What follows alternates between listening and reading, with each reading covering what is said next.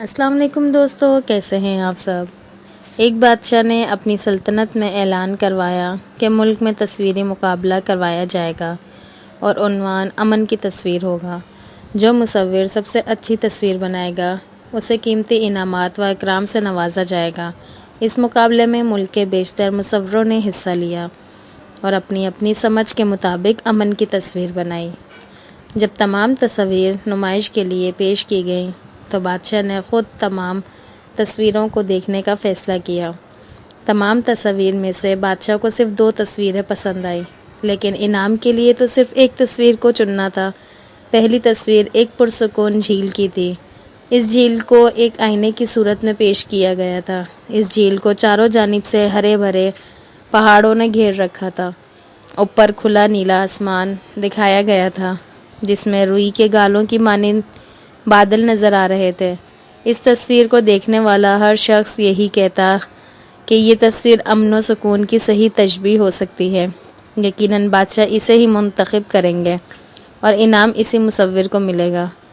دوسری تصویر میں بھی پہاڑ تھے، مگر خشک چٹان اور کھردریت بے رونق پہاڑ دکھائی دیے گئے۔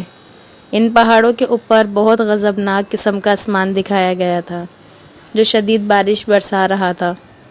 بادلوں کی گرج چمک نے اسے مزید دہشت ناک بنا دیا تھا۔ ان پہاڑوں کے اوپر ایک جانب بہت زور و شور سے آبشار بہہ رہی تھی اور کہیں سے بھی سکون دکھائی نہیں دیتا تھا، لیکن اس شور مچاتی آبشار کے پیچھے چٹان میں چھوٹی چھوٹی جھاڑیاں اگی ہوئی تھیں جہاں ایک پرندے نے اپنا گھونسلہ بنا رکھا تھا، اور اس سنگلاخ چٹانوں، دہشت ناک آسمان اور شور مچاتی آبشار کے بیچ وہ پرندہ نہایت آرام و سکون سے اپنے گھونسلے میں بیٹھا تھا۔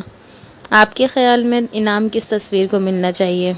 بادشاہ نے دوسری تصویر کا انتخاب کیا انعام کے لیے، کیونکہ بادشاہ کے مطابق امن و سکون وہ نہیں جو حالات کے ساتھ ہوں، بلکہ امن و سکون وہ ہے کہ جہاں یہ تمام پریشانی اور مشکلات ہوں اور ان سب کے درمیان رہ کر بھی آپ کے دل میں سکون ہو۔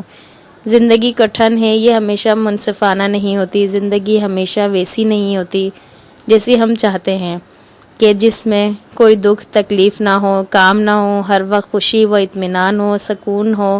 حقیقت اس کے برعکس ہے۔ کسی استاد کا قول ہے، دنیا ہمیں خوش کرنے کے لیے خود کو کبھی وقف نہیں کرے گی۔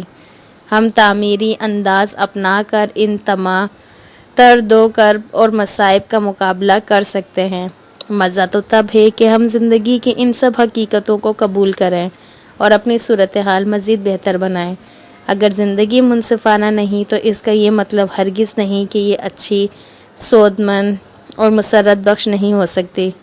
ان تمام مسائل کے ساتھ رہتے ہوئے بھرپور زندگی گزارنا ہی صحیح زندگی ہے۔ سکون و امن در حقیقت اندرونی کیفیت کا نام ہے۔ تو آپ کو ویڈیو کیسی لگی لازمی بتائیے گا، اپنی دعاؤں میں مجھے یاد رکھیے گا اور میرے چینل کو لازمی سبسکرائب کر کے جائیے گا۔ اپنی دعاؤں میں مجھے یاد رکھیے گا انشاءاللہ۔ پھر ملتے ہیں نیکسٹ ویڈیو میں۔ اللہ تعالیٰ آپ کی تمام پریشانیاں، دکھ تکلیف سب ختم کرے۔ اپنی دعاؤں میں یاد رکھیے گا۔ اللہ حافظ۔